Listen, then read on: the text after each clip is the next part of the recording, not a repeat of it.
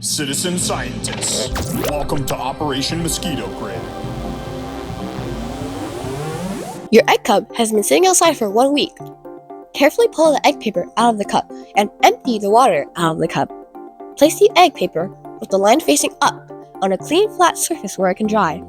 The paper can easily blow away, so weigh it down with rocks or bring it inside your house to dry in a secure place, away from pets and small children. Don't touch, scrap, or blot the surface of the paper, or you might lose any eggs that are attached to the paper. The eggs are almost too small to see with the unaided eye. If you don't see any eggs at first, don't assume that you didn't collect any. Once dry, carefully place your paper back in the cup with the line facing the interior of the cup. This is the best way to protect any eggs attached to the paper as you transport it to school.